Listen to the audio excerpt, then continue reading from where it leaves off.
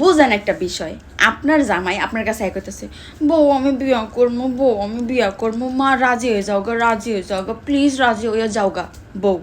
ওকে রাজি হয়ে গেলাম, মানে এটা কি পুতুল খেলা চলতেছে? সব থেকে বড় বিষয়, ভিউয়ের জন্য করেন আর যার জন্যই করেন না কেন, যা মন চাই করেন না কেন, সবশেষে কথা একটাই, এই যে আপনি পরপর একটার পর একটা বিয়ে করতেছেন, একটার পর একটা বিয়ে করতেছেন, এই বিয়া যদি আসলে আর কি সত্যি হয়ে থাকে, এই বিয়া হয়ে গেলে সাইডটা বিয়া, মানে আপনি একটা বেড়া হইয়া সাইডটা মায়ের বিয়া করলেছেন, প্রথমটারে ডিভোর্স দিয়া ওইটার ঘর একটা সন্তান, ওইটার ভরণ পোষণ খবর নেই,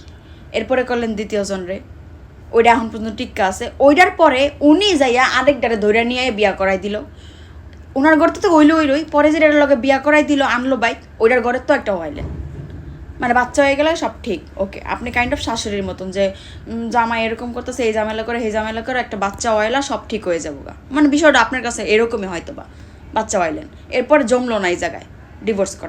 করাই দিলেন বা লয়ে লাইছে বা দিয়ে দিছে, যাই হোক না কেন, ভিতরের খবর জানি না, তো ডিভোর্স হয়ে গেল, ওই ঘরেও একটা বাচ্চা, এখন আবার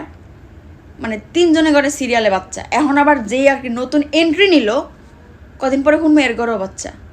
এখন যে দ্বিতীয়জন তার তো বাচ্চা ঠিকঠাক যে বাপের লগেই আছে, বাট প্রথমজন বাপ পায় না, তৃতীয়জন বাপ পায় না, এখন যে চতুর্থজন আইতেছে এর লগে কী হইব জানা নাই, তো সোশ্যাল মিডিয়াটা পুরা বাথরুম বানায়া ওটার মধ্যে বিভিন্ন ধরনের হাগা দিয়া মানে পুরো একটা হাগো খিচুড়ি বানায় ফেলাইছেন, মানে আপনার ঘরে মানুষ দেখেন, মানে আমি ওইভাবে বলতে চাইতেছি না, বাট আপনারা নিজেরাই দেখেন, একটু উপলব্ধি করেন যে আপনাদের ভিডিওর কন্টেন্টের কমেন্ট সেকশনগুলো জাস্ট একটু চেক করেন,